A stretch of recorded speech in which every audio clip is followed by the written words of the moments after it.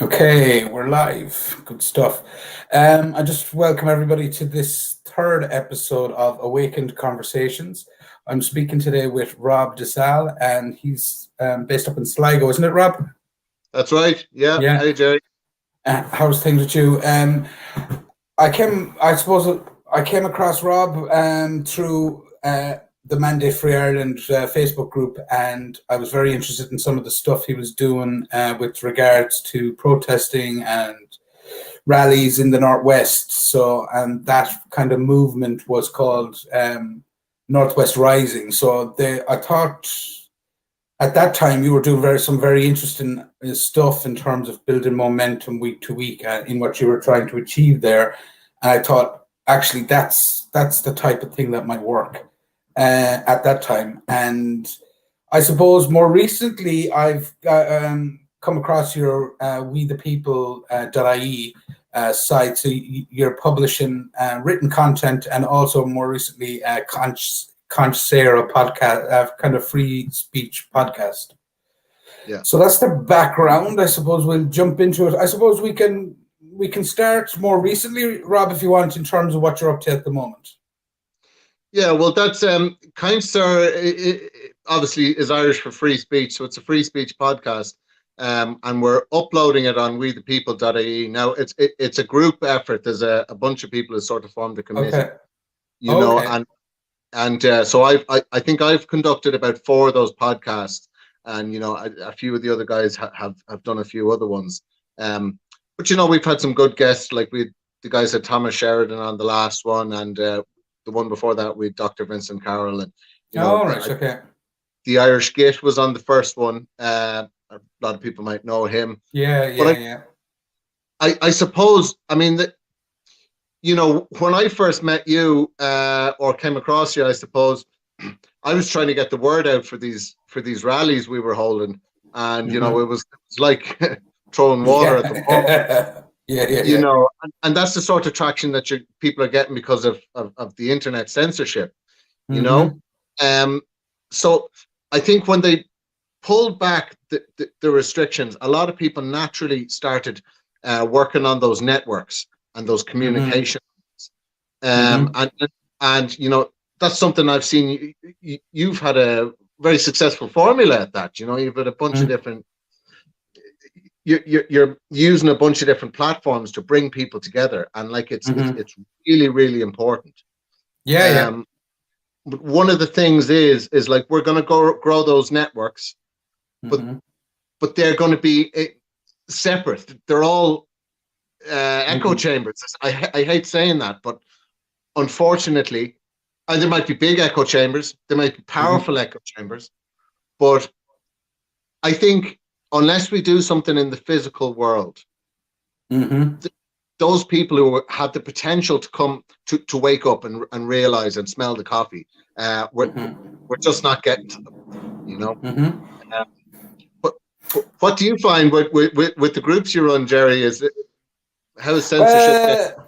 Well, since the restrictions lifted, my emphasis has changed to taking as many people from online to offline as I can, in terms of getting out, meeting people, and kind of having events and running events, and encouraging people to set up their own, kind of communities and networks in the real world. So, like, to that event, we ran and most of the guests, the first 2 guests were at our Doolin event. There was 150 people came down for the weekend to Doolin, and we had a series of presentations from writers, poets, musicians. We had loads of health and wellness people. We had yoga instructors. We had all different types of people, and that's where my focus is in terms of I'm not that interested in the system. I'm not trying to be part of any system. I was kind of, when I set up the Mandate Free Ireland group, I was kind of thinking, I need to do something with this now, or we need to protest, or we need to do. After the Doolin weekend and meeting like so many different types of people and finding out how brilliant these people are and how talented these people are, I'm more now interested, my mindset is more interested in encouraging those people to go out and build their own communities in a positive way. And if, you know, if issues come up that need support, by all means, do that and support those people or those issues. But I think if we kind of try and focus on decentralized network, and I mean decentralized communities rather than networks, I think the way to get people to come in is show them how good these networks and communities are, and the people that are in them. They'll want to join. I don't have to go convincing them. I don't have to go up to Dublin and say, you know, let us in kind of thing. They'll gravitate to what we're doing because what we're doing is positive. And when I say we, there's no organizational structure. I just organize an event, and I encourage anyone that wants to come to it, and then it's organic. It's like whatever people want to do or however they want to interact. So like that's So there's something. Sorry for jumping in. There's something there, you know, like when we were talking in the beginning. I was posting like it was like nearly Facebook terrorism. I was posting photos of rallies everywhere that I possibly could to get the word out. Yeah, absolutely. At that time, it was necessary. One of those things that I was saying was that there's no political party affiliation or ideology or religious ideology. Now, I am in some ways religious, but definitely very spiritual, and it's a very important thing to me. But I felt it was important to leave that out because we needed to bring people together, and we needed to get drop the things they always fight about. See, there's so many different factions within these different types of you could call it the movement, but there's so many different factions and there's so many reasons to fight. But sorry for that's I agree with you there, and that's just natural because when you think about, like, I know I went to a good few rallies and tried to support here, there, and then.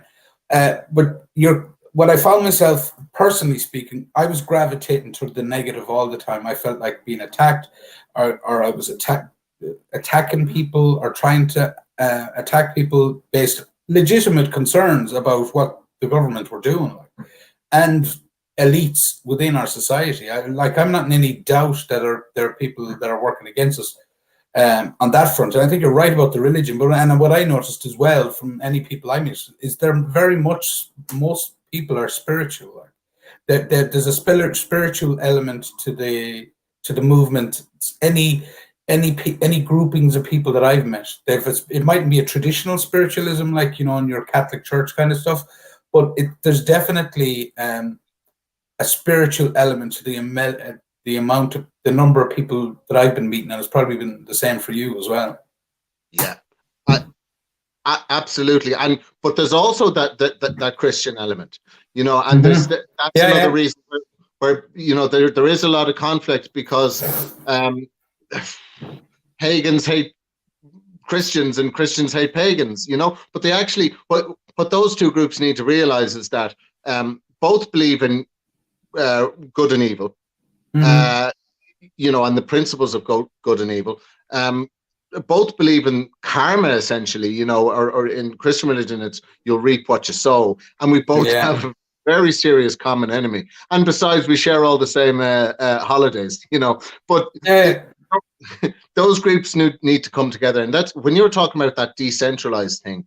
I think the government had a very effective way of dealing with, because the natural thing when the big protests would happen in Dublin and stuff was people would start calling it something, or they make a political party out of it. And as soon as you do that, there's teams of NLP programmers who'll start labeling you. Oh, they're the Irish Party, they're this, they're the National Party, they're this, they're the Yellow Vests, they're all this, right? And like they have a highly tuned mind control apparatus through the media. It's a very effective machine. So that worked, right?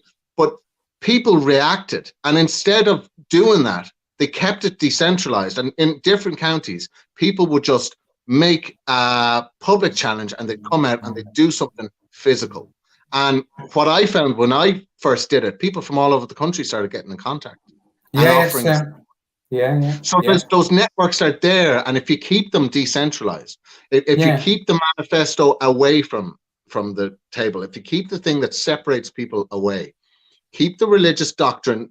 Look, I mean, sometimes people are going to have to mention God, right and wrong, you know, things like that. You're going to have to come into the conversation, but keep the real things that separate people. Keep it away from that. It works. Absolutely. And they don't know how to respond to that because they can't. So those people, there's this. It's very powerful. They don't know how to respond to that. And I could be wrong. I mean, I don't think we're out of the woods, Jerry, but I think that had a big part to play in the reasons they pulled back a bit, because how do you fight that? They're doing it all over the country, you know? No, I think like, to be frank, I don't know what caused the sudden shift in attitude. Obviously, they have access to maybe information and data that we don't have or possess. But something because that was a sudden change. That was a sudden about turn. Suddenly, like we were almost talking about going into full lockdown in the first week of January, and all of a sudden, 10 days later, all restrictions. Like, I know, like most restrictions, you know, for me the big one was the COVID passport. That was just the number one issue I had. Is I'm not interested in if people want to get vaccinated, that's their own business. My thing was, you can't. It was a human rights issue. It was like, you just don't have that authority to make somebody do something, and it was getting, the coercion was increasing week by week, month by month, by elements outside of government. That's what shocked me. Like, there was people in, you know, the media, there was people in kind of upper echelons of HSC, there was academics. They were all kind of almost urging the government to go further than they were going. So, like, the way I was looking at it is, and I'm no fan of any of the government parties, but I was, I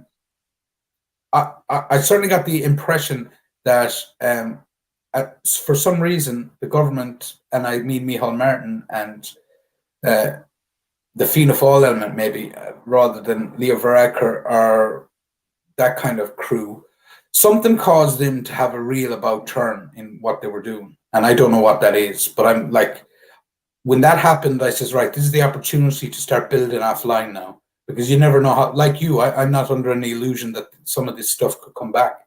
But that's why I tried to get the dueling thing going so quickly. My attitude was, these fuckers could be back implementing COVID passes in 6 weeks again. So try and get people meted and meshed as quickly as you can, because I think people all around the country have been doing that in their own way, and I can feel it's growing. Not like in the networks I'm in. I feel that positivity's grown, the strength of the communities. I was at a stand in the park there maybe 2 weeks ago, and just the positivity, and the numbers haven't dropped. You know, there was 16 or 17 people at it, but I was like, this is gathering a bit of momentum. It's quietly, silently in the background. Now, as to where it goes from here or what you do, I don't have any answers there. I don't know about what you're thinking. Well, I made a speech in Donegal town there on the day they lifted everything. And I said, they're not going to sell us the rope that we need to hang them with. And I didn't mean actually hanging, because the government aren't selling rope, right? They're not that business. But what I meant was, like, we need a full-scale public inquiry, right? You know, I said, and they're creating the illusion of that, but it's a whitewash, because they're leaving the two decision makers off the ticket, right? And you know, let's not sidetrack there, but obviously they justified their outrageous and egregious wage by saying they were taking all this risk, and now when they're proposing some sort of inquiry, they don't want to drag them over the hot coals, but they're paying risk. It's insane. So, but I mean, a real proper public inquiry, but they're not going to. I mean, they're on the hook for some serious crimes. Like if you see somebody struggling in the water and you pass a legislation that say that they can't be thrown a life jacket and that you can't resuscitate them, you're guilty of what? Yeah, you're right. So they're on the hook, but they're not going to make it easy for them. We have a fight to go, and I think one of the main things you can do there is communication. It's intelligence, because if you think of it, right, I was saying when when they first pulled back, I said when the enemy retreats, you move into that land and consolidate it, right? But then I thought afterwards, well, you don't really do that because they're going to leave booby traps. So what do you do when the enemy retreats really, really quickly like that? You gather intelligence, you send a scout out, you improve your communication, and you move into that land, but you move into that land intelligent. So the symbolism there is the same in the art of war. We're in a psychological war, and exactly what people should be doing is building the communities, and what you're doing is what I'm involved in. I don't like media. I don't think a lot of us do, but unfortunately, it's something that we have to do. There's dangers to it because what's happening, I don't know if you've noticed, but there is a lot of conflict in the different types of movements. Look, I do. I sense it. I just disengage from it. I just the power of our side of, if you want to call it our side of the argument, is that there's a lot of exceptional people in it. There's a lot of critical thinkers, open-minded people, and my experience is when you meet people is they are hugely enthused and positive when they're in a day-to-day environment, as opposed to constantly being set on fire by the latest outrage. And don't get me wrong, there's outrage after outrage. But what I've noticed with some groups is they've moved from the vaccine passports, the mandates. They're now into Ukraine stuff. They're now into the next thing. From my point of view is, I need to make myself sovereign. How do I do that? Well, I have to start disengaging from society where I can. Like I'm not, I'm 48 years of age. I'm not, I'm not going fighting in the street with anyone. So how can I do? So my question to myself always is, how can I do that in a kind of a normal way, without being like, burning my house to the ground, but like simple stuff, like taking your money out of a bank and putting it into a credit union. Stop removing yourself from your GP service, who basically set up little manufacturing COVID jab sites for themselves and got rich. Like stuff like little pieces. And when you do something like that, it's even me. I like trying to set up a current account. You feel a bit better having done even the little things.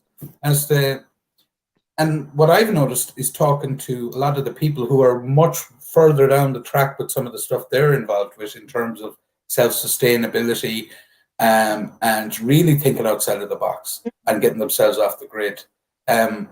That's where I've been directing 80% of my attention, and then 20% will focus then on supporting groups that have particular issues that I agree with, in terms of, well, there's a protest rally on Sunday and they want to talk about the WHO treaty, where they're proposing to have, take responsibility for health policy in countries if they decide there's a pandemic. So when there's a clear issue that's wrong, I'd say, right, I'll give 20% of my attention to that involves protesting, that involves maybe even getting into a little bit of a negative space. But I'm happy to do that because I know that there's people devoting 100% of their attention to that, and they need the support of the masses.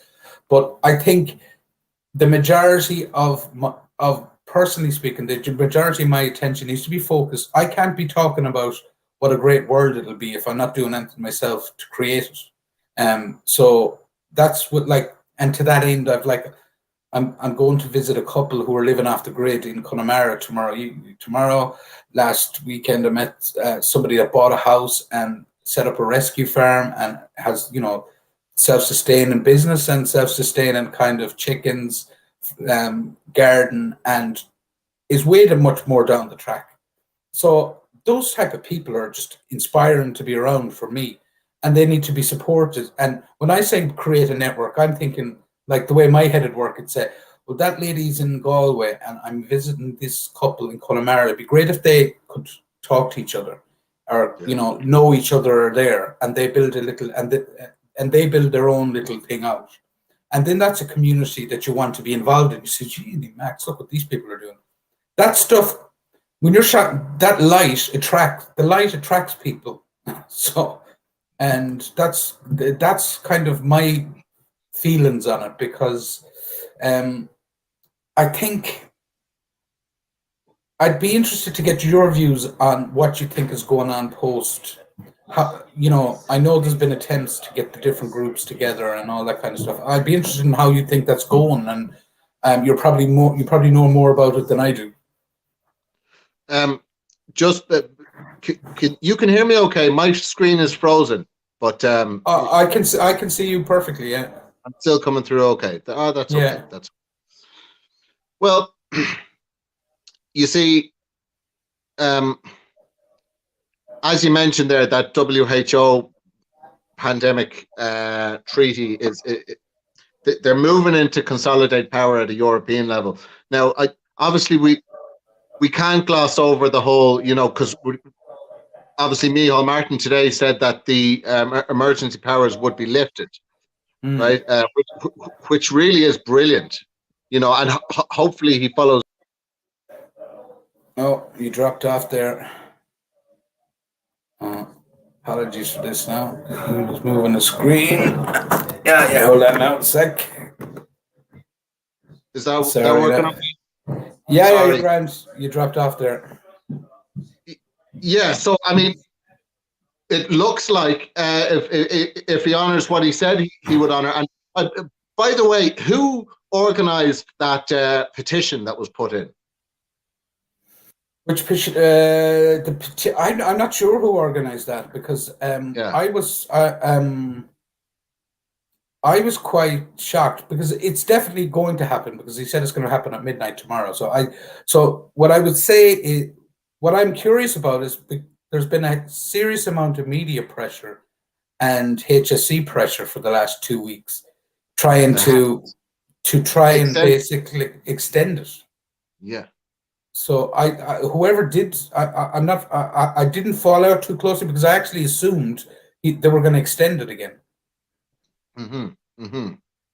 But it's a bit like that case with when they dropped the restrictions. It kind of it's not as big, but it kind of came out of the blue. I says, geez, I was actually expecting them to extend them again based on all, you're hearing all, they want to bring back masks, a lot of social media want to bring back masks. They want, they're ramping up the cases and the hospitalizations and all that stuff. And I said, all right, here we go again, kind of thing.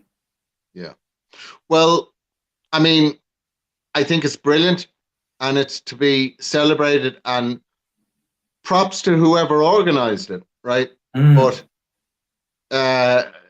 if they're just going to come in at a European level and enact superior legislation, it matters not.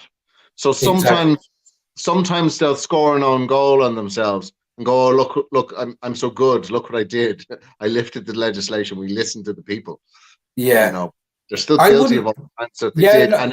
And if the WHO are going to get that consolidation of power and be able to bring in similar emergency legislations by some other means, then that matters not. Now, I don't think, we have to realize the scale of the plan, right? I remember about a year ago or so hearing Matty McGrath up in the Dáil talking to, I think it was Varadkar was the Taoiseach at the time, or maybe it was when Varadkar was the Taoiseach anyway. And he was talking about this government body called An Taisce, who were bringing all these local food producers to court, right? And they were bringing all these local food producers to court all over the country. on spurious cases. They were on environmental cases, and they were false. They kept losing all these cases. But what they do is they tie up, they lodge tens and scores of appeals and tie up all these producers in the legal process. They were lodging appeals at European level and everything. And all the while, these people couldn't produce, and it was making them dependent on imports. So there has been a plan for years and years, and they've been systematically weakening our own food production. You know, I agree with you. Yeah, no, I agree with you. It's making us more dependent on importing. You know, they're obviously trying to. They hate the sustainable guy. They're trying to drive him out of the market at every single turn. So if they've been doing that, and they've been weakening stores, they've been weakening supply chains, right? All there needs to happen is some sort of a cyber attack. I mean, they warned us nearly a year ago, Klaus Schwab, saying that, you know, in his Dr. Evil voice, you know, we do not understand the impact of a major cyber attack, you know. And now in the last couple of weeks, they're talking about a cyber attack. Like, we have to understand that Putin is part of the plan. He's a member of the World Economic Forum. You know, you don't hear the World Economic Forum giving out about him.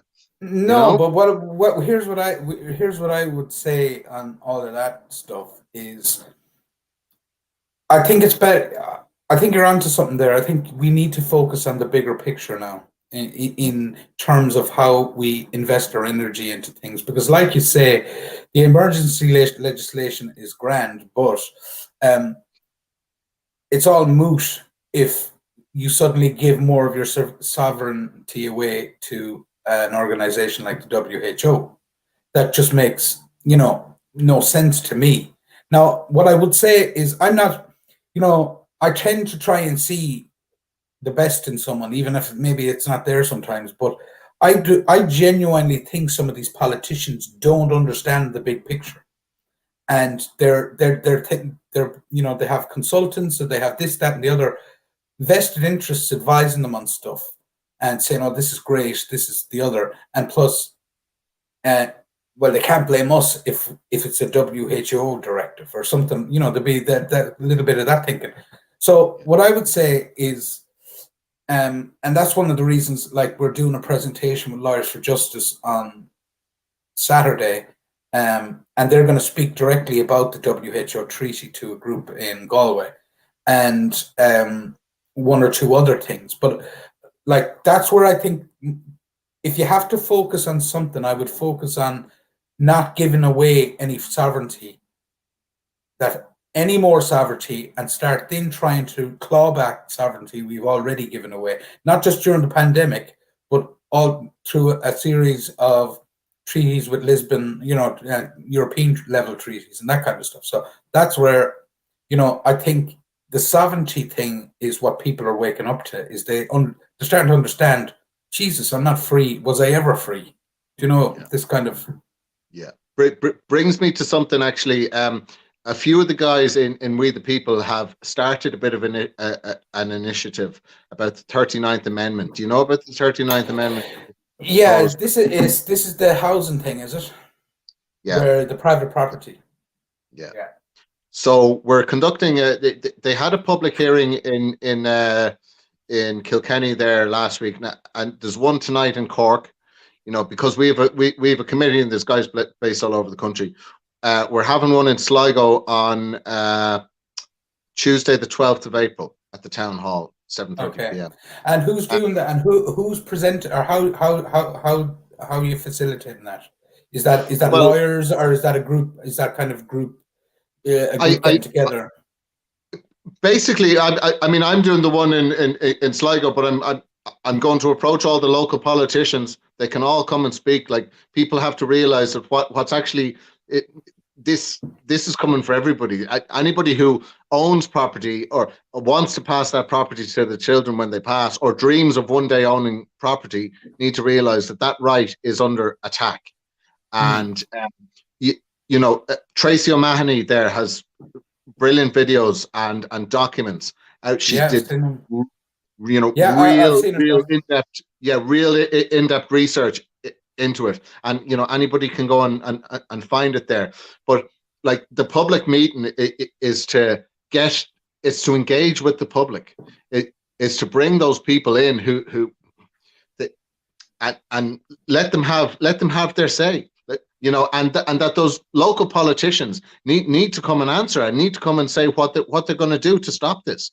Or like, because they're dressing it up as the right to housing, and as you can see, if you're going review I read it. Yeah, I've seen it. Review the video on it. They don't need to amend the constitution in that way. That they're dressing it up to be able to free up land from vulture funds and people hogging land to drive the price up and stuff. And they actually already have that power, and case law has shown that. So there is no real justifiable reason about why they're bringing it in. So yeah, it's one of those because the lawyers and justice are talking that they're the specific two issues that they're talking on Saturday. And the point you made about local politicians is one well made. But the way I'm looking at that is that we need to use what's available to us at the moment. Like I'm all for, if somebody, if a very good, honest, different type of a political force rose from the ground up, I'd be for something like that. If once I'm happy, it's not masquerading as something else, or some old ideology, or X, Y, or Z. But I think, practically speaking, we need access to people now, and we have to look. So one of my things would be is encouraging people to reach out to the people that seem like they're on our side to a degree, the Matty Murphys, the Mick Wallaces, the Mike McNamara's, the Catherine Connollys, who've spoken out on issues in the Dáil at particular times, and who indicate that they're not buying everything that's being sold to them. And the other side of that is invite them in a cordial manner to say, look, we've a group of like-minded kind of people who are interested to know if you're willing to represent them on this issue, and could you try to get some speaking time in the Dáil, or whether it's in Europe or whatever, and to let them know that there is a fucking market there is a constituency out there for them, to support them if they can legitimately prove that they're on their side. And the way they do that is to do what you're saying: go to these, come to these public, small events and stuff like that. Because I think that would grow like wildfire if you could get one or two of them, those particular characters, to come to one or two of them, and they see the actual how smart people are, how well thought they are, how well researched they are, and how supportive they would be to anyone that's representing them. That's been my experience with people anyway. So if they approach it like that, I think the other side you have to understand is these politicians spend most of their time thinking about local issues and getting themselves re-elected, and they're not very well informed. A lot of them, they're as hypnotized as most people. They're in an echo chamber of RTE News, the group thinking Dáil and whatever the flashiest tweet has been by Vincent Brown or someone like that. So I think they would appreciate all the knowledge that's on our side of the fence to help them stand up. And because I think one of the issues they have is they don't actually have a lot access, because they don't have time to access a lot of the genuine scientific information that's out there. But generally speaking, lots of different information that's out there.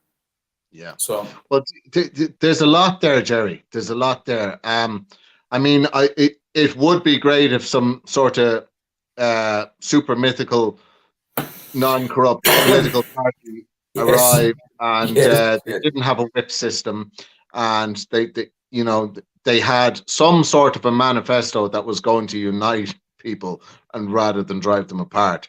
Exactly. That'd be great, but I don't think any political party can be trusted. No. Not no. now. No. We have what we have to look at is we have to look at people's fruits, right? And it's not, Jesus said you shall know them by their fruits, right? So, and when it's not words, but it's also not actions. It's the consequence of the actions. Okay, so I'll give you an example. Mark McSharry here in Sligo, at one point, I sort of changed my opinion of him at the time because he came out and said, he flip-flopped and said, I'm actually not for abortion, not for the regime they've brought in. And I'm sorry, and I'll take whatever bit of guff I get. Now, I sort of admired that because he really went against the mainstream on a moral issue. But then it occurred to me, of what consequence is it if it's going ahead anyway? Do you know what I mean? Well, yeah, but like I do, he in fair, like I've never voted. To be clear, I've never voted for Fianna Fáil in my entire life. Yeah. But he's come on the radar a couple of times on a couple of different issues where he's gone against the grain on stuff that's Fianna Fáil doctrine. So I wouldn't say I'd say it's not without consequence in his world of getting ahead in politics or however they make their way in the parliamentary parties and stuff. And so I wouldn't say there's a political price to his standing in the party when somebody like that does something. I don't know him at all, but he had come on my radar for something else as well, where he kind of went against government policy on something. I think it was a financial issue, but I don't know their motivations, but other than to say that the abortion narrative was sold exactly the same as the COVID narrative on the television screens, where we had a journalist in Donegal that was right. She basically said you couldn't pitch a pro-life story to any of the mainstream newspapers because it was basically that it was decided. It's not part of the program. It's not part of the program. So it's almost like, and I think her point in Doolin when she said that was like, it's almost like the same playbook for COVID you saw, except expanded out. The media have decided an outcome here, and it doesn't matter who we have to trample on to get to where we want to go. But that's the outcome that's the best, for the common good, as they say everywhere. So, but what was fruits? You see, I've debated with him actually on the internet a number of times, and he is a good man for coming, and I have admired some of his movements, but what were his fruits? When it came down to the votes, he abstained. He didn't vote. Yeah, but you see, if he 99% of the time when we needed him at the time, and I think any of those political people, right, who didn't do something serious, something substantive to fight it, it didn't bear fruit. The fruit is the nurturing of the action. It's not the words. It's not the actions. It's the nurturing of it. What the end result is.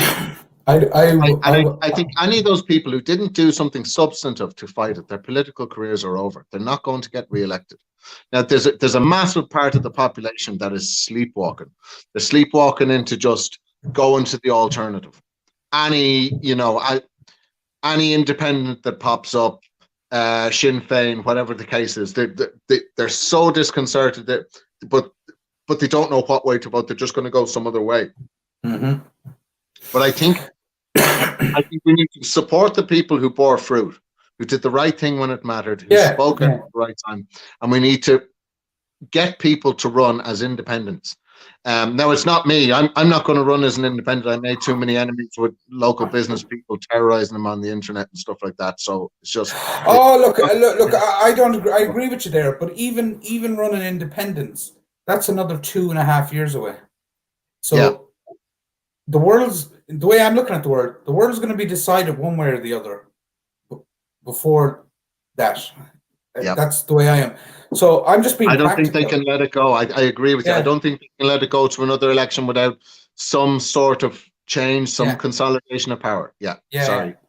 So no, like I didn't mean to cut across you there. It's just I'm about practicality in the sense that what's available to us today? What's going to be likely available to us in 6 months?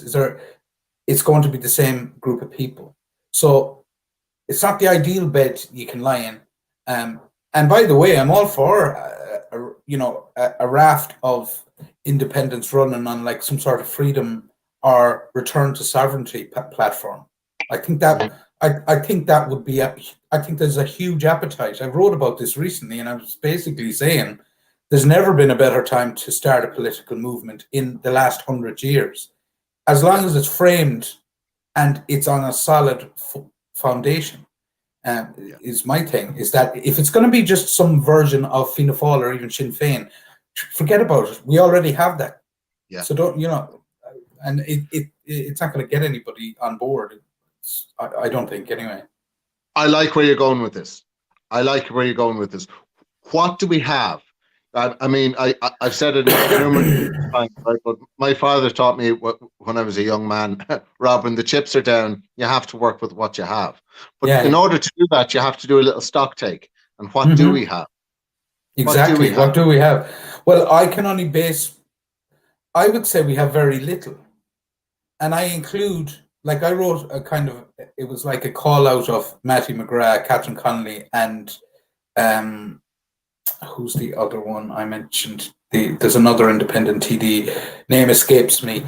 It was semi calling them out, even though they're on our side. I said, you need to show us that you're really on our side, because they, at the moment, who spearheads a movement? If we needed to get people on the street in 3 months' time, say, for whatever daftness might come in, who spearheads at the moment? Nobody in the movement has name recognition, and anyone that does has negative name recognition.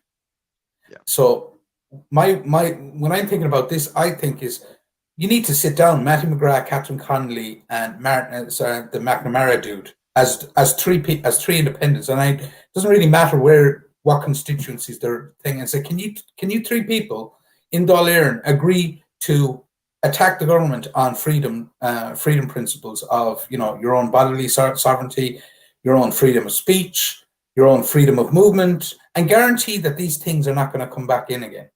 That you do agree that it's against we have the human right to do these things, and that you're going to defend those principles as a kind of a collective. And I think we need something. We need a point of the spear at the moment, and I don't think it exists. It doesn't exist it doesn't exist out in the general population that I can see. We're all doing all good things. We're all trying to do good things, but the system, the way it is at the moment, is geared up to make sure anything in the media about any of this, what I'm talking about, is portrayed negatively. And you're labeled as anti-vax or whatever, racist, pick your term. And but it's stunningly effective. That's the other stuff. So that's why it needs to be like that. Like at this moment in time, I'm very much open for people that have ideas like this, is to try and getting out and get those three individuals in particular into a room as often as you can, with small groups of people like us chatting and saying, look, we'll support you. Can you support these 3 points and principles and fight for them in the Dáil? I'm not asking for anything else. And kind of have they have, like, they're only independents, I know that, and they don't really have any power, but they do get Dáil speaking time.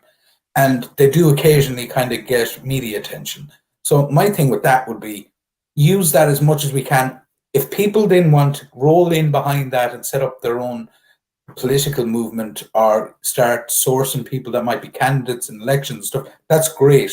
They can do that, and you can do both. It's like doing one thing doesn't exclude doing the other thing, in my mind. I have a couple of suggestions. I would like to think that we have more power than we realize, that that the individual is sovereign, and if he's sovereign, he's all powerful, right? So think about what the individual has. He's got his words, right? His words are powerful. He's got a device, or she has a device, and they're looking at this right now on it. So you have a device to access the internet. It can record your words. It can create influence. If you have access to the street outside, you have a physical body, you can go and communicate with people. So like, let's lay out a couple of things here, Jerry, right? We've talked about those echo chambers. We've been growing those echo chambers, right? When you go out into the physical world and, there's people doing hold the line, for example, that is actually very powerful. It's downplayed, but it's very powerful. They're holding signs up where traffic slows down and giving people leaflets. Like, you think of the power of subliminal messaging, I saw them on Friday. Go on. I saw them on Friday in Galway. Saturday, Sunday in Galway, and I beat the horn and says fair play to you, and there was only 3 people with a sign, and I was amazed because there was a load of people beating the horn at them. So, and I was thinking that kind of stuff is powerful. I agree with you. It is powerful, and I've come across some gits out there in the movement. Oh, don't protest, don't bother doing any of that stuff. Like, change the term. If you don't want to call it protest, call it something different. But don't sit in your armchair and tell the guy not to go out. The guys that's involved in action not to do something. Yeah. Go on. If I would never. The people that say that, the people that would say that are people that don't naturally have the frontage to do it themselves. Yeah. They wouldn't. And I'll be frank, I wouldn't be great at doing it. But I would never say, if that's your strength, encourage those people to gather to do that kind of stuff. Because I'll be quite frank, not everybody, a very small percentage of people have that can take the negativity or the waves of criticism when you put yourself out like that. So they do need. I'm definitely for supporting people that do that kind of stuff, and I do think it is effective. Small stuff like that is effective. Yeah. Let's lay out a couple of things here, right? So it's subliminal messaging, if nothing else, right? And we have those pockets, those echo chambers that we've grown, and they're powerful in themselves, but they're limited, right? When you go out there in the physical world, you can influence somebody and bring them into your echo chamber, right? I hate the phraseology, but bring them in there. Now, they've got a foot in with the rest of the people. They're still connected to those rest of the people. Their friends list is still all those people, and you can sort of bring them in that way. One person out in the street has a powerful effect because it takes courage to do that, and it lights a beacon of courage. Like, we had a debate there recently, about it, and I was saying, in Sligo, we started with 30 people, in the wind and the rain, and back when there was a media programming campaign against what the cause that we stood for, and it ended up with 1,000 people marching on the streets, and people directly said, when you saw somebody doing it, it's 10 times easier to do it. It empowers people to do it. So physical actions are incredibly powerful, and I think as many people need to be involved in as many initiatives as they can to penetrate that group of people who are sort of hypnotized by what's going on with Russia, Ukraine, and all that type of stuff. They know something's up, right? But they're ripe and ready for the plucking. But they're kept separate from us because of the censorship. Physical action absolutely breach those people, and they bring them in, and then those people are connected to a massive bunch of people who are, the ears are pricked to listen for something. Because I've sat on a building site with a bunch of builders or tradesmen, and going, I find it a bit funny that all of a sudden, the pandemic is over, now it's World War III. There's something going. I don't know, I can't explain it, but there's something going on. Their people are ready. Okay, so that's one thing. Whatever the initiative is, something physical. And then we also have to realize that we have the Freedom of Information Act. We have that power. And I think there was been so many government ministers that stepped down in the earlier days. There's only really one serious scandal away from a snap general election. And that if people put the right Freedom of Information Act request in the right place, that is the spearhead. Possibly. I just, my own thing is, they're all so fucked. They need each other. That's That's the only thing for me. It'd have to be something like, I'd say there is huge stuff to come out, but I think it's in all the government parties' interests. And to be clear, I blame the executive branches of the civil service as badly as I do the government, because I actually think government ministers are merely PR managers for their department.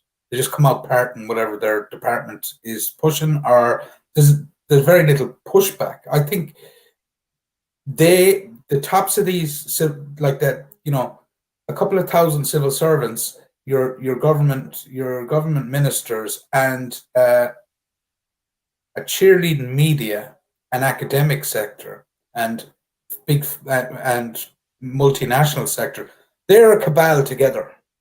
And at this moment in time, none of them is going to shit the bed, because if one of them goes down, I think they all go down.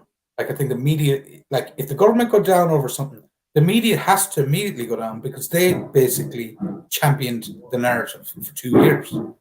So I think I think freedom information stuff is very good to chase after. And there was one, I think the same week I had you on the Mandate for Ireland, there was a woman, Natasha Kavanagh, and she was hyper focused on stuff like that in freedom of information requests. So I think that is, again, a chain of element, that people that are kind of pedantic about detail and have patience to go after that kind of a thing should be collectivized, get them into a collection, and to figure out where they want to attack first, or what areas what information they want to go after. Yeah. So there's that, and then there's the initiative of what's the correct wording? Notice to liability. I think that's the way you call it. Stephen Manning did a lot of work with that. Darrell Flaherty's done an awful lot of work with that. There's one of the guys in the committee with the people that they're working on those types of documents as well. Something that a lot of people can take, because when they retreated so quickly, they left those enforcers there unsupported. Mm-hmm. And they weren't just we're not just talking about publicans. We're talking about enforcers in the healthcare sector. We're talking about enforcers in nearly in any of these jobs that, I even seen a bunch of tradespeople get turned away from a site because it was an HSE site and they didn't have fucking passes. Yeah. My boss is cool, he had plenty of other jobs and stuff. So those enforcers are everywhere, and they're guilty, and they're just hiding. They're unsupported, and they have no backup. So there's various different ways of moving in on them, and one of them is Freedom of Information Act request, and the other is statement of liability. You remove their plausible deniability, that they can't deny. Well, I didn't know, I was just following orders. That's that's definitely something to be considered. Yeah, I think that's true. My only thing is I wouldn't. My thing is I wouldn't focus too much attention on trying to get rid of this government, in terms of how if that's an efficient use of our time and resources at the moment, because I think whatever it brings, something might well bring them down. That is, I think something might bring them down. But what I would think is there's no incentive for any. I would say the Greens, Fine Gael, or Fianna Fáil. Fianna Fáil and Fine Gael know they're going to get fucked in the next election. The Greens are going to get fucked in the next election, and that's my own. And I'm all for kind of environmental issues and that kind of stuff, but I think they've been just shown to be what they are. They're kind of play acting at being supporting some of this stuff. But so I think they have that as a result. They've got this weird dependency on each other. So my thing is, don't be too quick. Like if people are out there thinking of setting up a political movement, take the time to build one correctly. You have 2 years to do it. In the meantime, use what's available to you to affect what's coming on track in the next 12 months. And I think there's a lot coming on track in the next 12 months. But make sure you build a foundation, because I think if you have a proper foundation in place for a general election, you could get 15, 20% of the vote, no problem, because people are so fed up. Yeah, there's a lot there. I suppose they're all in bed together, and they're going to need to back each other up, you know. And I really agree with what you're saying, especially with the Greens. Like there's I think they just threw gas on the fire, you know. They just made everything 10 times worse. Like people are really feeling it now financially, you know, and everybody's feeling that. And absolutely. And the problem is there's so many people in our side of the movement that are into living sustainable lives, looking at doing things organically. And all I've heard from the Greens is, carbon taxes. Yeah. Where are their ideas on, supporting people that want to do some sustainable farming? Like, if you were really interested in it, instead of this kind of attacking the national herd or, these big crazy ideas, rather, where's the practical of saying, here I am, I live in a town, I don't have a garden. Is there any way you could maybe take 10 acres in the town and set up the option that everybody in the town can grow a certain amount of their own veg, or something simple like that? Stuff like that would bring people on board with the Greens 100 times faster than driving down to your petrol station and being reminded that of over €1 of everything you hand over is going to the government per litre on a tank of gas. So, Jerry, are we allowed to talk about geoengineering? Of which? Geoengineering. Are we allowed yeah. Well, look, you can. Yes, you're allowed to talk about what you want. Yeah. Well, I really think it's left out of the conversation. Like, most people think that probably, I hate saying left and right or whatever, but most people on the other side think that everybody that's opposed to them doesn't care about, and anybody that doesn't want a carbon tax doesn't give a shit about the environment. Yeah. They want the ecosystem to fall apart. It's not that, right? Now, I've been studying this for a number of years, right? But many years ago, if you mentioned chemtrails, you were called a crazy person. If you say it today, people still think you're a crazy person. But if you tweak your language and you go into the scientific realms, and you talk about stratospheric aerosol injection, right? Mm-hmm. Google that term. It's part of a wider bunch of tactics called solar radiation management, SRM, solar radiation management, right? And stratospheric aerosol injection. And these confirmed are being used to refract some of the sun's rays in order to cool the planet down. Mm-hmm. I mean, the facts are there. Go to Google. Even Google can't hide it from you. It will show it to you. You don't have to go to DuckDuckGo. Go to Google and Google stratospheric aerosol injection or other solar radiation management, and you'll find it. So if they are spraying particles into the air, microparticles that are metal that refract some of the sun's sunlight, that mimic what would happen if there was a volcanic eruption, right? If they're doing that, and people are taking samples of the soil and they're taking samples of the air and they're finding these free floating metals and other chemicals, what effect is that having on the fucking ecosystem? Yeah, well, I don't know, because I haven't, I've not been down that rabbit hole. So everything you're saying to me now is virgin territory in my mind, but I would imagine stuff like that is very easy to prove scientifically. Yeah. It is. But you have to respect for a second the sophistication of the mind control apparatus that we're dealing with. People are triggered not to listen to you when you mention certain terms. But if I was to talk about those other terms, and I never said chemtrails, if I said those terms, you'd be very interested and you'd probably go and search them. And that trigger wouldn't have been planted to ignore me or to think I'm an idiot. Mm-hmm. But if you think but about it, right, they're saying that there's far too much carbon in the atmosphere. You remember, like, the plants sequester carbon from the atmosphere. And how do they do that? They do that with sunlight. So if you block the sunlight that's coming to the plant, you're going to inhibit its ability to sequester the carbon. So, like, there's a massive element in here. It's just not being discussed, you know? No, look, I agree. Look, I agree. There's a lot of stuff that not being discussed. But I suppose the thing for me is I don't know anything about what you just talked about there, but Sure. anything to do with what's the word?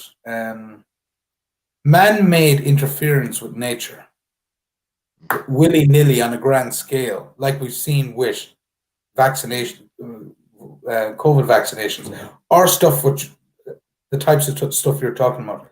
You're just taking a big, massive risk for all of us. And my big thing with the green agenda is that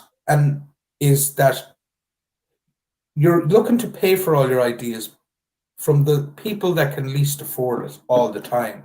Who drives the shitty car? The person on the bottom rung of the economic ladder. Who smokes cigarettes? The person on the bottom socio-economic parts of the ladder. Who has a few pints and drinks at home and you insist on having minimum price alcohol? The people on the bottom drinks. It's a method of basically taking money out of the pockets of people that can ill afford it. And even if you can agree that that's okay, what's your idea? What's your big idea to give us a greener Ireland or a greener planet? Yeah, I don't know. I don't know no one that they have. Like on that minimal price and alcohol thing, I'm actually somewhat ways through writing an article about it at the moment. Like, is that just part of the COVID hangover that we've accepted this nanny state is going to fucking control things to that level? Like, it's really, really, really bizarre. Right, they have a methadone program for heroin addicts. Do you know why they have a methadone program? Because if a heroin addict gets desperate and they go through withdrawals and they get the sickness, they'll rob people. Okay. Alcohol is a much more serious drug. It is the only drug that you can die from the withdrawal symptoms of. That's why they give them Liberty and other different drugs to keep them alive so they can withdraw. Yeah. So they can go through the withdrawals. What do you think those people are going to do? They're only... Do you think they're going to forego the meal? Do you think they're... No. They're going to rob people, and they're going to look at other people. The rich people can afford to have their drink. It'll make them... do you get what I'm saying? To get them resentful. Their children are going to starve because they're going to have the substance. They're going to use it. The suffering that's going to go on in society. The longer that's there, the suffering, it's absolutely insane. I was talking to a taxi driver today, and he said all the young people, they just take drugs. They can get a bag of powder. It's not even cocaine. I don't know what it is, but it's cheap. It's synthetic fucking stuff hoovered up their nose, and like they can't afford to drink anymore. And that's a friend of mine lives in Sligo, and his kids he's probably kids that are just about starting going to discos, but he was talking to a DJ or some type of a DJ up there, and this was just after the kind of COVID started, and they were chatting at a GA match, and he says, "What's the story with drugs in Sligo?" And the DJ just went to him. He says, "You won't believe this, but," he said, I was doing a graduation gig for the schools up there, and he said there was a fucking drug dealer. He had the names and phone numbers of every single person that was graduating and was ticking them off one by one to make sure he got to every single one of them. And he got caught.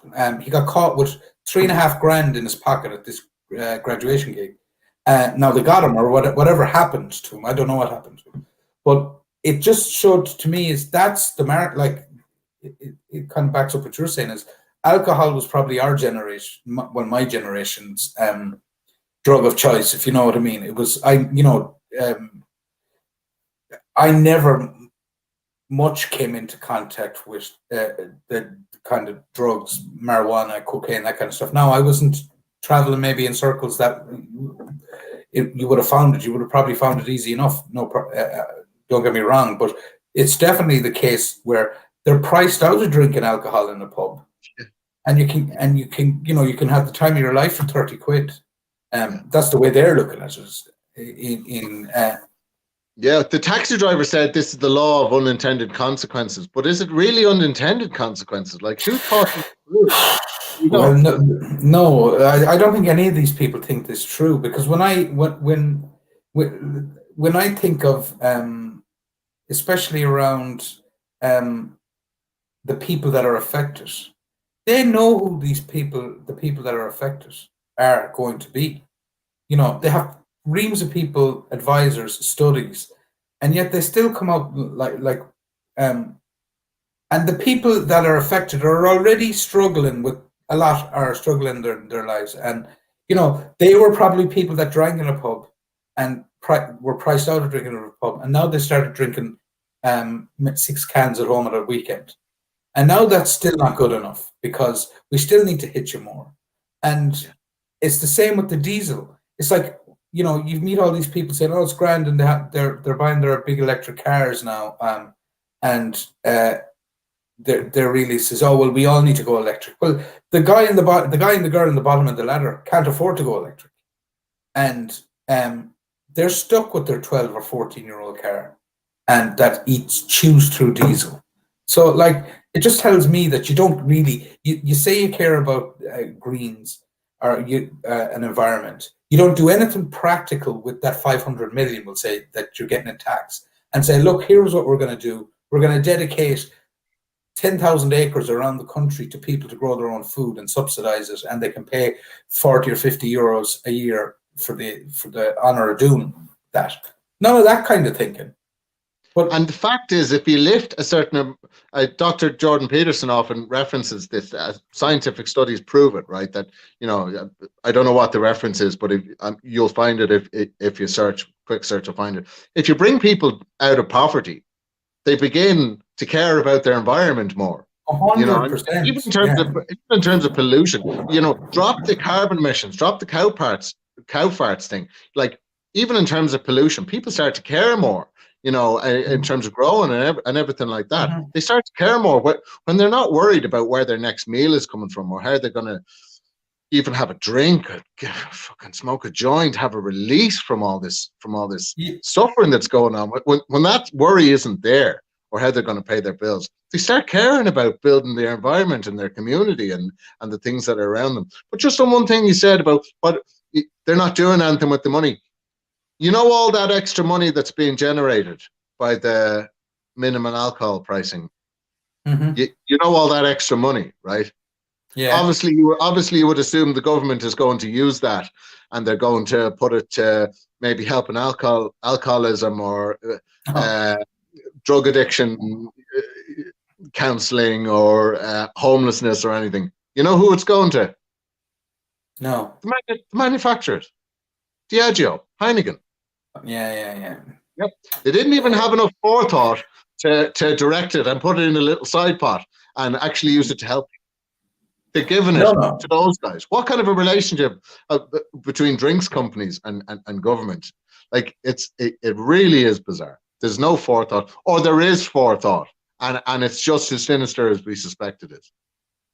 Look, I think they really smart people can find ways to justify things in their head for decisions that they make, and they'll intellectualize a problem, and they'll say, well, it doesn't really do this. This is the intention. The bottom line is, these things hurt the most vulnerable in our society, whether that's refugees that you're bringing in, 200,000, and I'm all for bringing in, helping out a certain amount of people, but really help them out.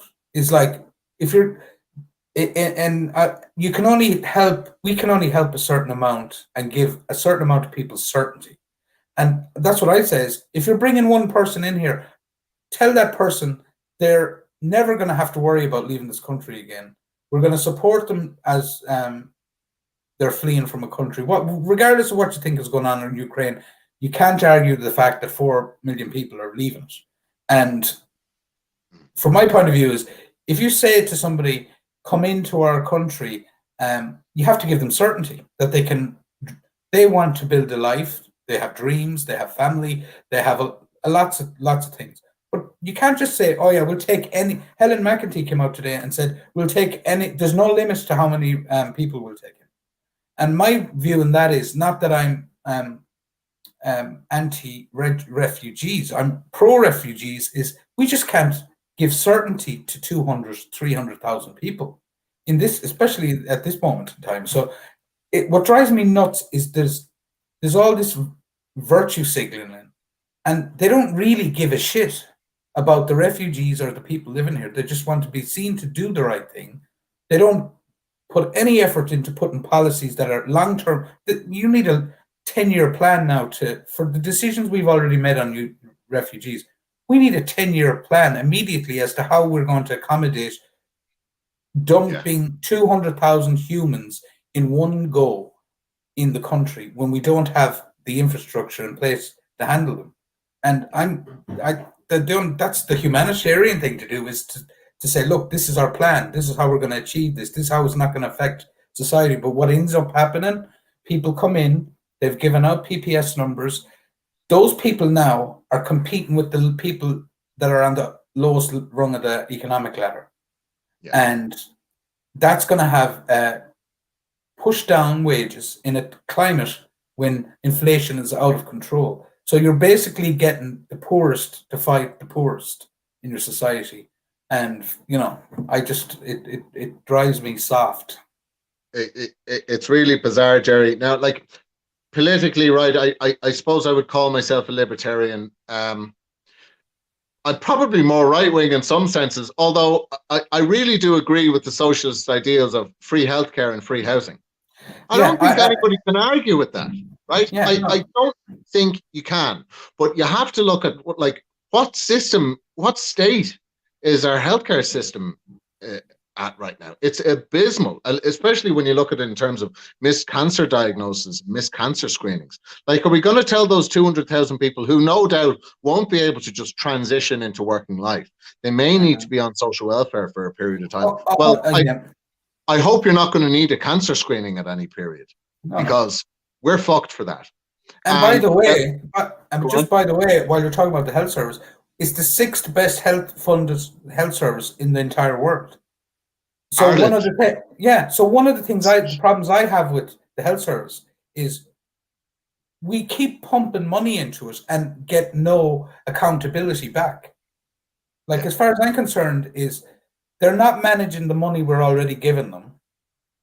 They're definitely not going to, if we give them another 10 billion, they're not going to manage that well. So, like the HSE in particular needs when I mean the HSE, I mean the top layers of it are not accountable for the stuff they do, or the decisions they make, or the fuck ups they make. Like, you've had a series of, the breast check thing, all the different scandals. Has anyone been fired for any of these? Never mind, you could argue some of the people should go to jail for what went on there. And they haven't even been fired, but they'll retire in a couple of years with their defined pension linked to the rate of inflation every year. And they'll have their two holidays a year, and and then turn around to you and say, oh yeah, it's awful, but there's no accountability. I'm sick of people going into the health service and nurses and doctors apologizing for the system to you. And I'm saying, well, you're part of the system. It's kind of up to you to, and I know it's a bit reactionary, but it's like, you're part of the system. It's not going to get any better unless you go to your boss and say, make it better. Yeah. But that doesn't happen.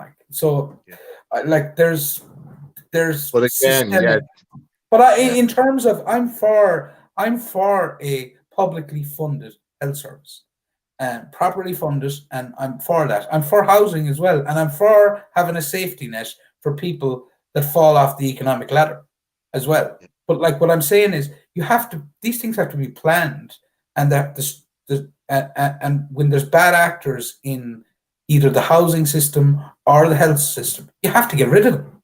You can't be, you just end up wasting hundreds of thousands of euros.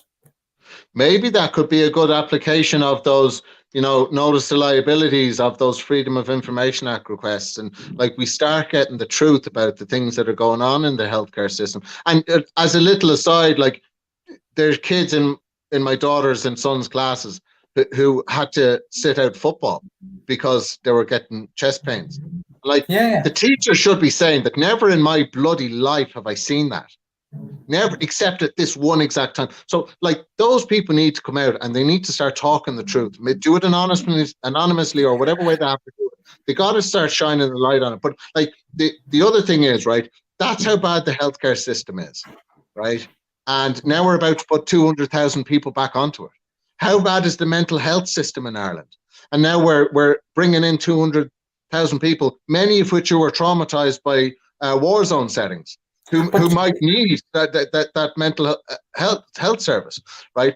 Now, when you're looking at just hold there now a sec, because you brought up a good point there, because the point there is, and it links back to what we're talking about, is do they actually understand what they're doing behind the scenes in terms of the effect they're having?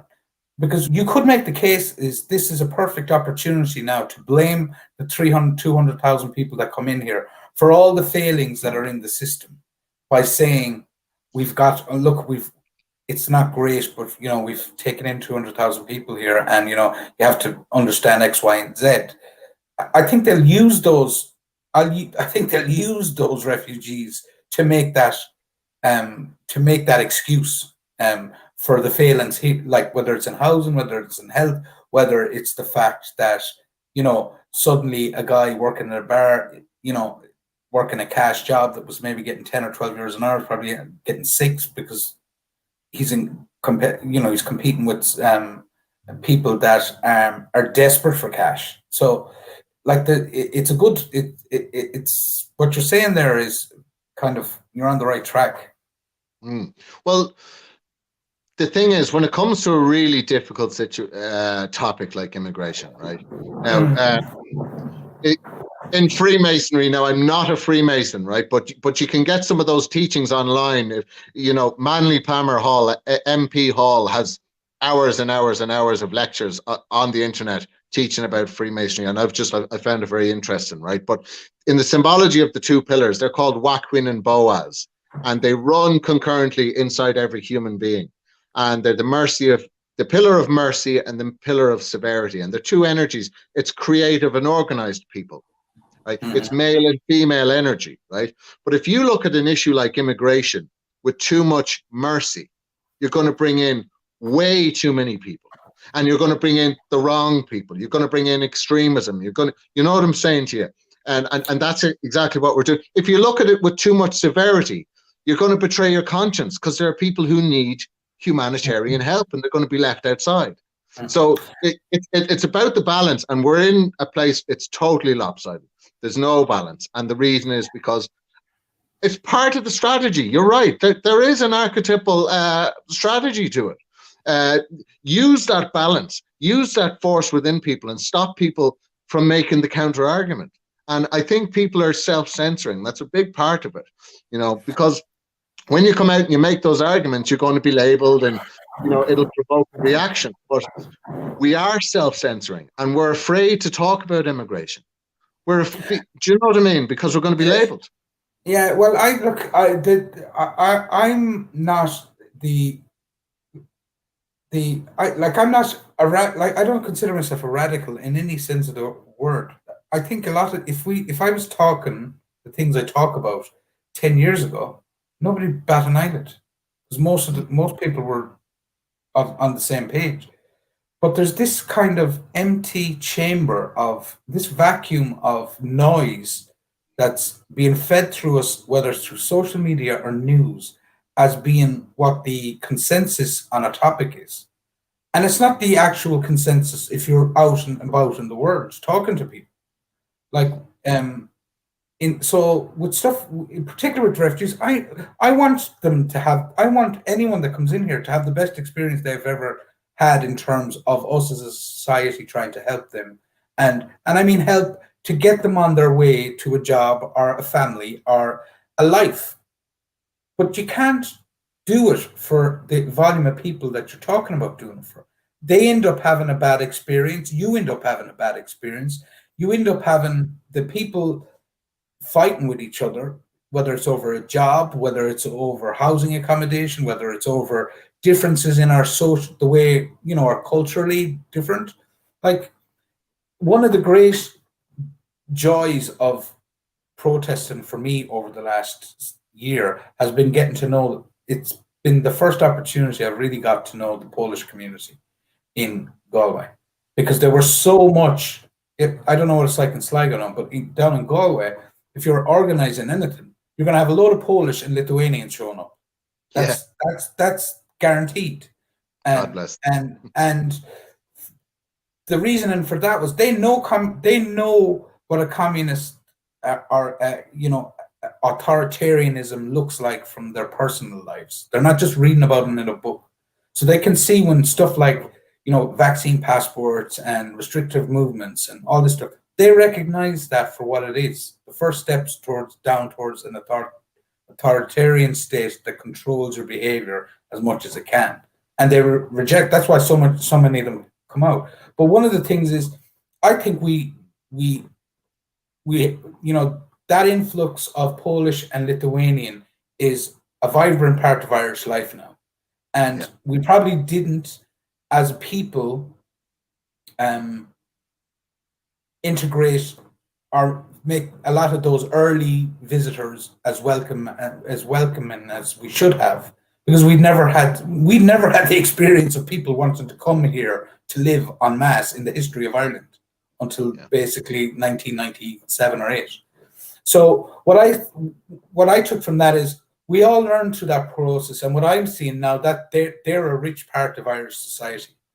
So the next generation, the Polish Irish that are going to be the next generation that are living and working here, that's going to be a rich, different fabric to Irish life, and it has to be not just respected, it has to be integrated into as part of what Irish means. Now, we've never done what we're trying to do in this case, though, because we're trying to bring in like 200,000 people in the space of maybe 6 months or 3 months, who knows? And no plan as to, I know nothing about Ukrainian culture. I know nothing about what they're looking to get out of their lives, how they view the world. Is completely, you can be guaranteed, is completely different to the way we look at the world. And I don't mean that can't work, but I mean is we should at least understand how they things, because there's going to be cultural clashes there straight away, just based on the best will in the world. So I don't know how you feel about that situation. Yeah, it's some really interesting points you raise, but just to say on one of the things, you know, I think what they're people from those old Eastern European communities, what they're seeing is, when you talk about communism and authoritarianism, is they're realizing the dangers of censorship. Mm-hmm. I'll give you a quote. Ideas are more powerful than guns. We don't let our enemies have guns, so why would we let them have ideas? Joseph Stalin said that, you know, and we got great support here in Sligo from Polish people, you know, and those communities, because they really recognize the dangers of what's happening, you know, and to their credit, they have resisted the jab pass and things like that far more staunchly than we have, to their credit. Now, when you bring people in such a mass, I remember doing a course in social studies many years ago. Part of it was intercultural studies, and they said when immigration happens in too large of a scale, assimilation can't happen. Mm-hmm. So we know that assimilation can't happen. And what happens when assimilation can't happen? Now, we're not just bringing in Ukrainian people. It's estimated that 30% of them are non-native Ukrainians. So there's a mesh of cultures that are coming in. Yeah, that's true. That's a good point. If they don't assimilate, they end up in their own subcultures. because they need their own support networks. But then as a result, it's difficult to access employment. And if you can't access employment, it's difficult to ingratiate into society. It's ghettos. Like you start going, like you create pockets of ghettoization, or I don't know if that's a word, but you see it in Paris with the way they've tried we'll say the North African immigrant population that would have came into France, and like the outskirts of Paris are like ghettos. It's like a different country as to the rest of France. And that's it kind of comes as a result of what you're talking about there, in terms of. Yeah. But it does. But I mean, like you get a bunch of, let's say, young men, okay, then get a bunch of young women and isolate them, put them in a foreign country, different culture, isolate them. Okay, your primary biological function, if you're a female, is it's to work, but it's also to procreate, and it's to have a family. If you're a male, your primary biological function is to have a family and to work to provide. And when you have no way of satiating those primary biological functions, what happens to you? You lose it.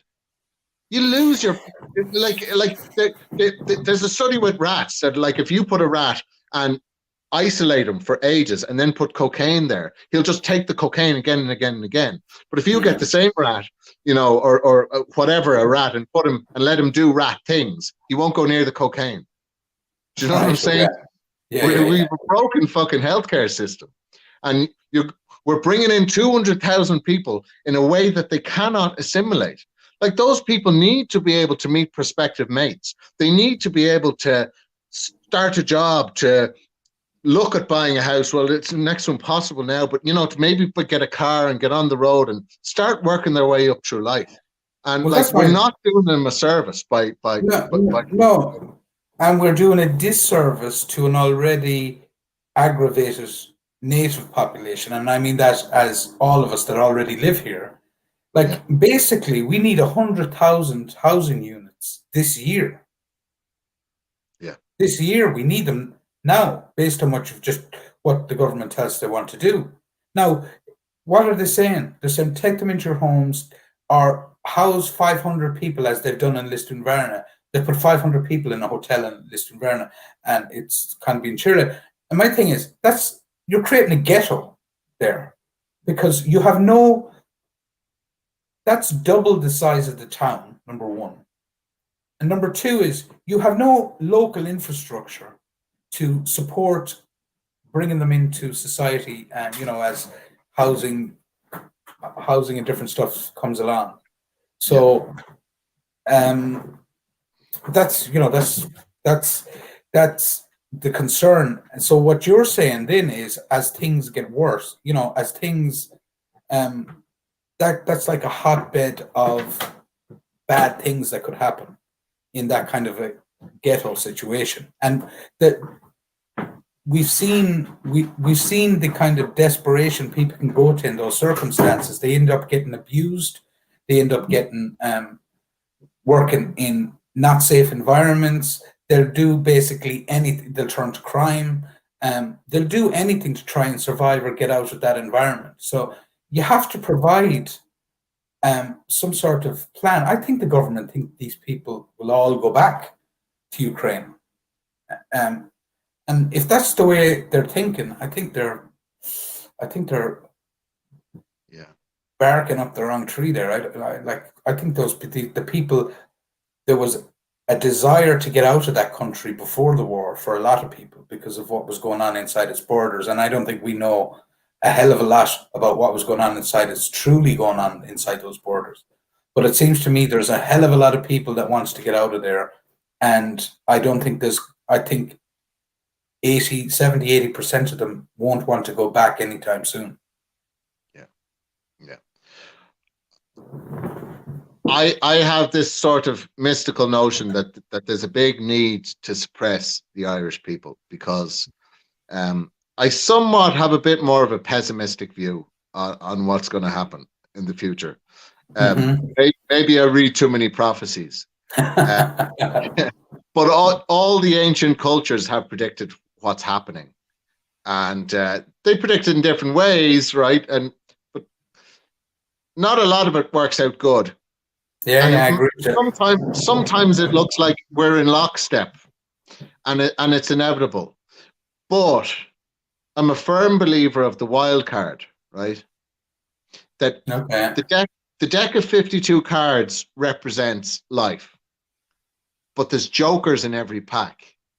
Yeah. And the Irish have there's a bit of magic about us. There's that wild card, and I think what they're doing with bringing 200,000 people in, and they really are squeezing us. They really are squeezing us. And there's a lot of other countries in Europe that could lessen that burden, and I think there's a big push to suppress the Irish power. But I do believe that we will find a way. Oh, 100%. I'm talking to you on these subjects now, and it's as I see it. I'm not invested in them. Like, I'm not invested in those things, because I do think most of what I'm seeing on the ground is positive, and positive people. And what I would say about Irish people is they generally do find a way to do, to not just get on with life, but get on with life with a smile on their face. And I would say that will be the case here too. It's just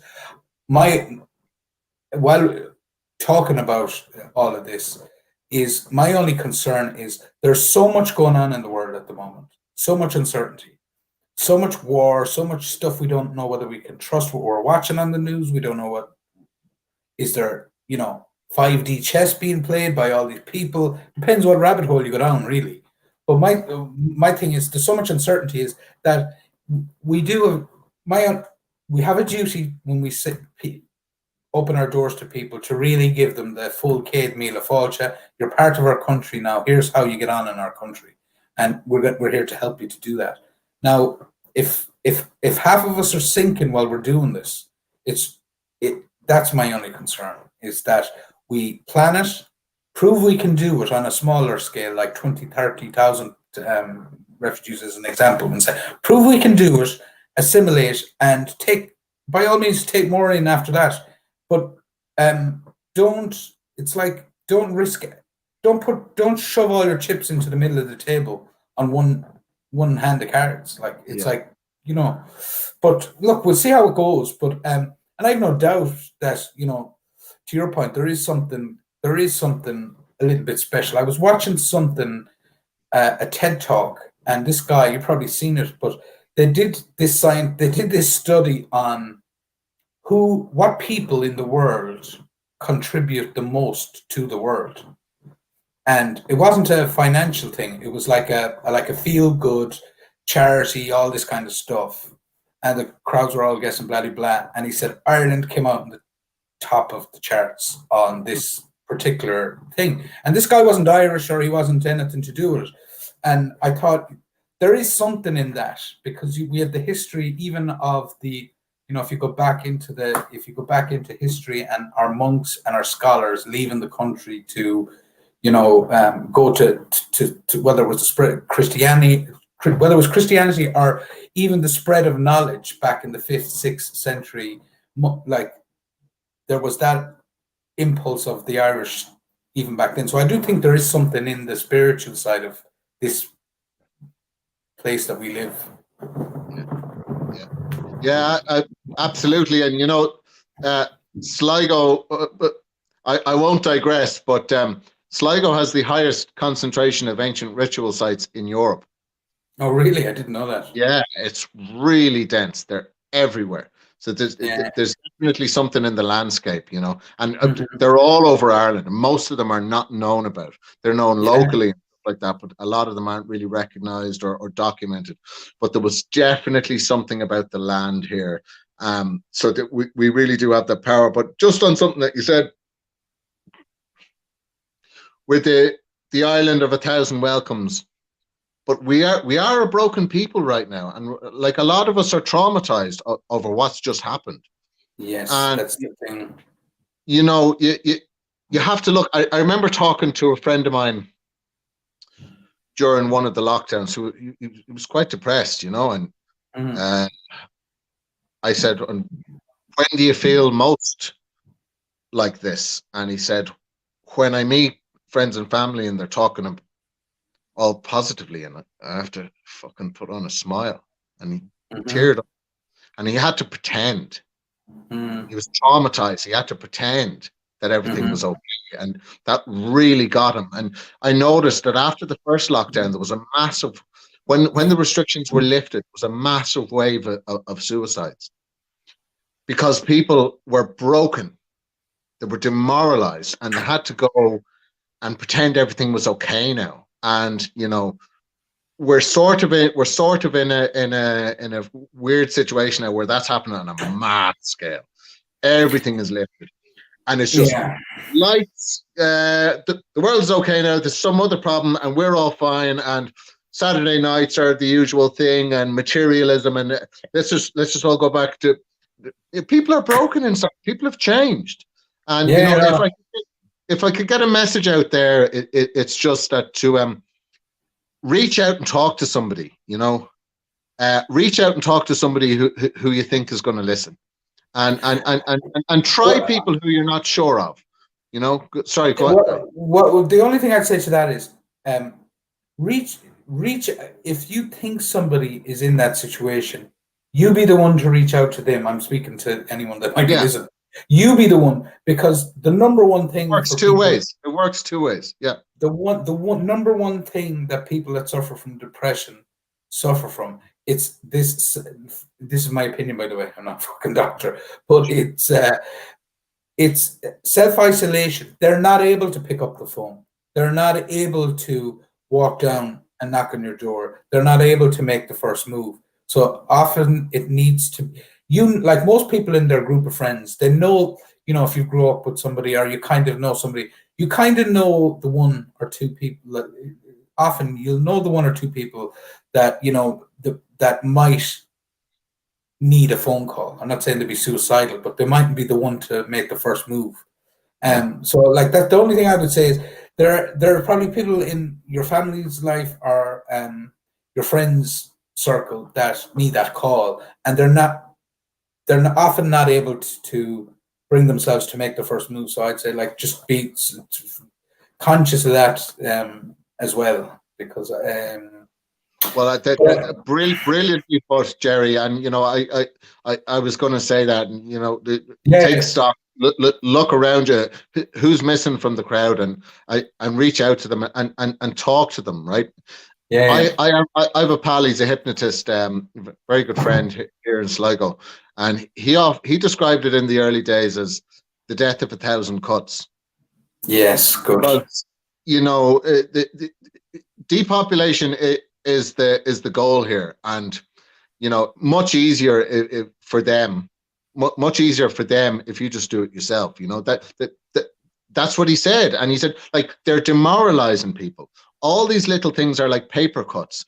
The weird sort of social distance shuffle in the shop, the masks, the distance from you, you know, not being able to get your hair cut, not being able to go to the gym, not being able to earn a living, not being able to provide for your family, not being able to bury your dead, not being able to get married. These are all massively demoralizing things. And we're very resilient people, right? But they're only paper cuts. Insignificant by themselves, but 1,000 of them will kill you. Now, humor, talking to people, that seals up those wounds, and that stops you bleeding. You know, but you have to be able to get out and meet people to get that. You know, that you'll often get the crack with. I used to always find you'd go out for a few pints with one guy and you'd have a bit of crack, but when the third guy'd come in, you had a little thing, and the slagging would start and the joking would start. Yeah.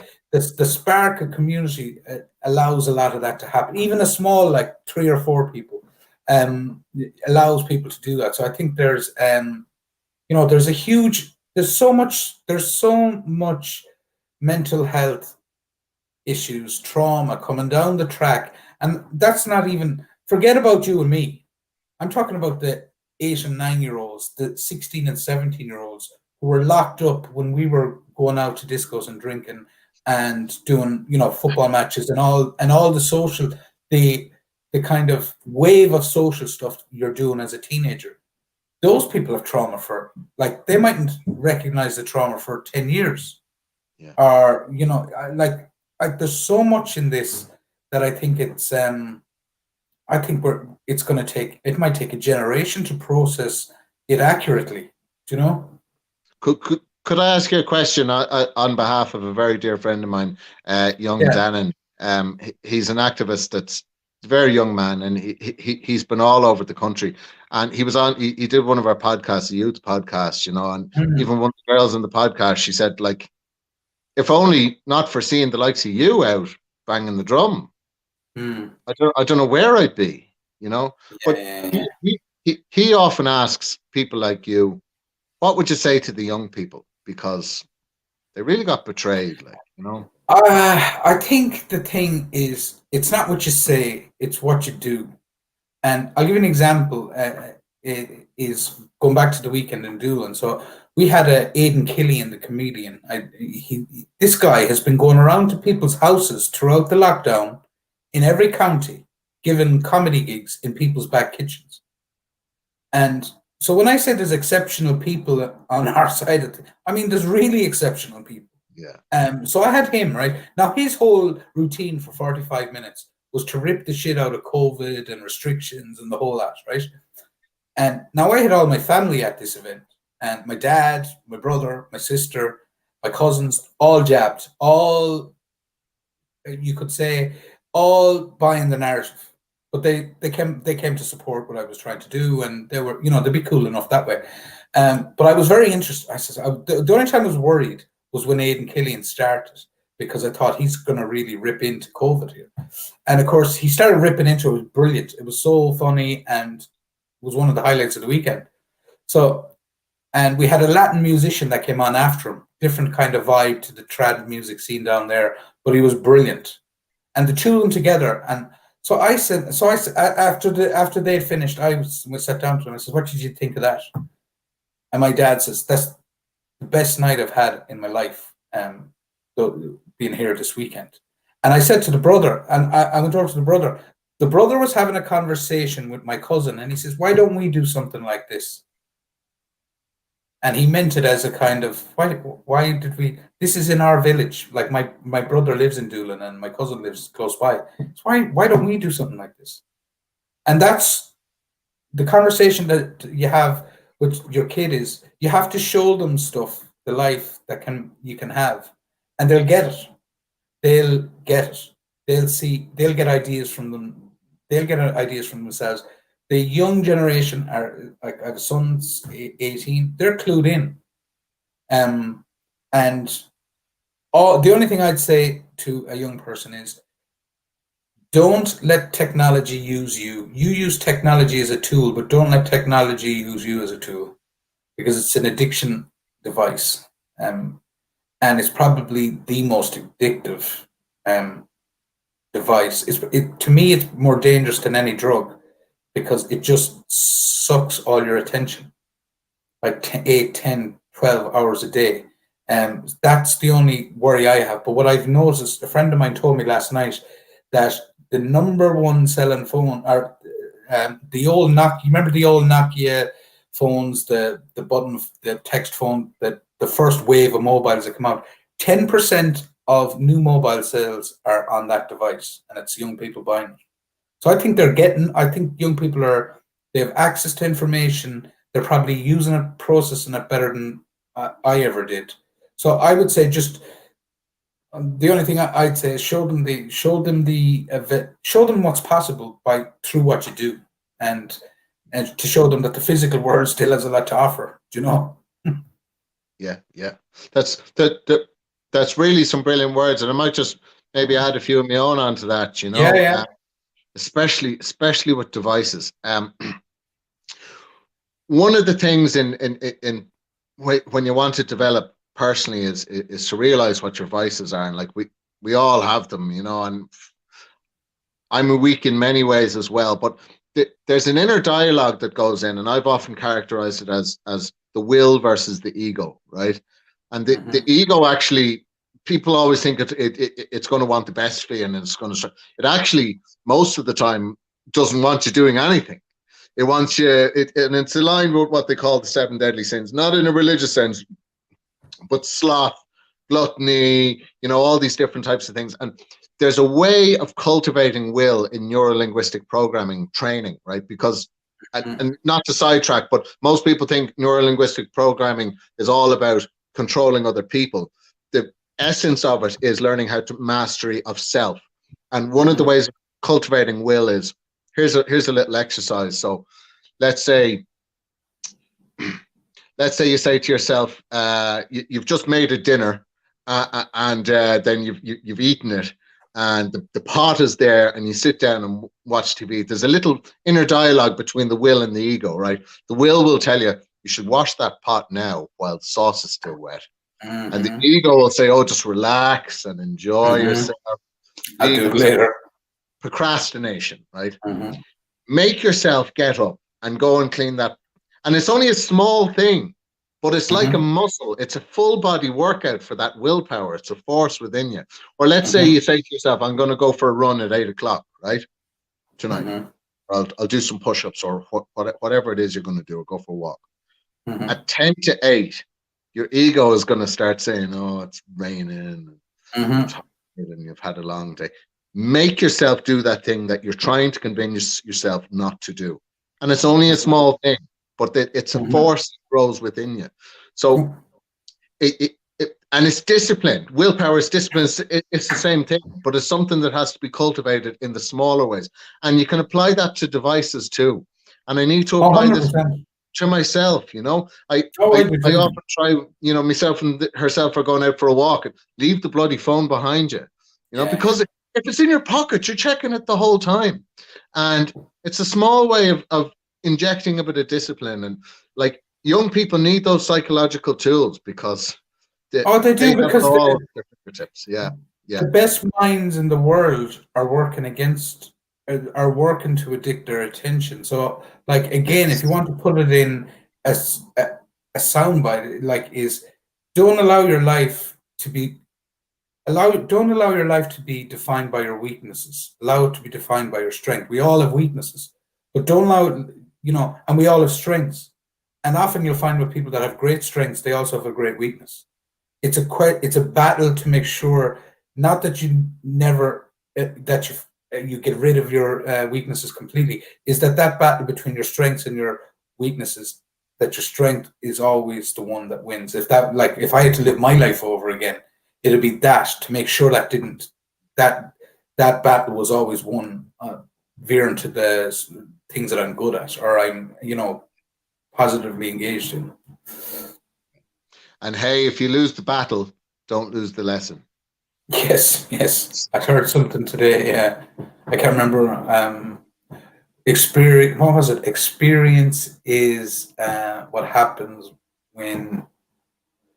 Oh, experience is what happens when the thing that happens isn't what you expected. That's experience. Is what you were planning for. So yeah, thinking around those lines, I suppose. This has been a really tremendous conversation, Jerry. Thanks for inviting me. Yeah, not at all now. And is there anything you want to promote, or is there anything you're involved in that you want to get the word out? I'll have there's been a good few comments in here as we've been talking, but I'll be downloading this and putting it up and properly on YouTube when the stream finishes. Yeah, sure. A lot of good stuff happening on We the People. There's a lot of really good articles, there's some good podcasts, and there's another little thing called Around the Chessboard. It's a roundtable discussion that is sort of, there's only episode 1 up now, but they're working with We the People, and they're sort of coming in under that banner. So that's getting uploaded there. Really just those public hearings, especially on the 39th Amendment, they're happening all over the country. I think there's one in Galway very soon. Is there a place you can go to find where all them they are when they're taking place? I know on the We the People.ie Telegram channel, we're posting them all on there. I don't know if they're all on the website or not. But but definitely, like what I've been doing, and if you're involved in any of those public hearings, what I would advise you do is get your picture graphic and go onto the local media Facebook pages, and if they allow, even put it in the text in the comments and just span them. Go on buy and sell pages. Go on rental homeowners pages. Go on, there's loads of these different groups, and just get the word out that way if you're involved and you're looking to get the word out. And if you want to start one, just reach out to people. Other people will assist you, and we'll point you on where to get the resources. And if you think there should be one in your county, take the initiative. The individual is very powerful. Yeah, exactly. And we the people is basically the place to go for whether it's the Telegram channel or the website for all the stuff like that you're kind of involved with. Yeah, you'll find it all on wethepeople.ie. Should be right. So that's perfect. We'll I'll add. I actually have a post.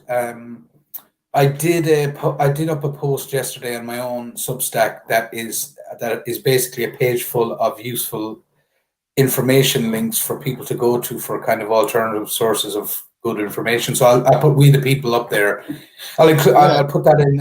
I include that because I only even though I've been following kind of what you're doing, I didn't link the fact that I came across the Caint Saor podcast before I came across wethepeople.ie because I saw it posted somewhere, and I didn't make the link between the two of them until I went kind of researching for this last night. I says, We the People, and I get it now. Yeah. So that's great, Rob. And thanks a million for doing this. Geez, we're nearly 2 hours yabbering away here like two old women. I think if we had more time in our hands, we'd do another easy enough. No. I can see how these Joe Rogan podcasts go on for 3 hours because you start fucking talking away and you don't feel the time going. Yeah, it's a good form of media, I think, Jerry, because there's so much when people squeeze it into this little video and this and that. When a conversation and dialogue happens naturally, there's no hiding agendas or misrepresenting things. No, you can see where people are coming from. 100%. You can kind of camouflage yourself for 10 or 15 minutes in a kind of a straitjacket of that time frame. But if you're talking for 2 hours, it's hard. You can't talk off a script. You're gonna have it's just not possible.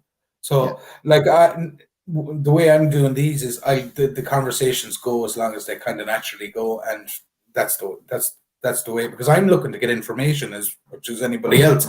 So they're not they're enjoyable for me as well, because at the end of the day, you want to be talking and getting the ideas from the people that you're kind of looking to support and kind of interact with. So it's no. This phone is beeping at me, so if it dies, no. We'll wrap it up here, Rob. I'll have it up on YouTube, and then it actually takes about an hour to download this off the streaming site. But there's been a number of people commenting on this video as well. So sure. Oh, Jesus, there's quite a few. So it's obviously there's been people engaging with us here as we've been chatting, because it's been live streaming to my Facebook and Saoirse group I've set up as well. So look, is anything we can do to support in the future, Rob? You know how to reach out to me. So we'll have to give you we'll have to give you a post up on the side as well, and we'll link each other in that way. Absolutely. Yeah, whatever works out from that side of things as well. But if you're ever doing anything again, or in terms of hopefully we're going to have plenty to rally behind. But yourself, just reach out and we'll try and help you. That's better, gentlemen. Rightio, and thanks. That brings us to an end. Episode 3 with Rob De Salle. Thanks, guys. Yeah, take it easy and just end the broadcast.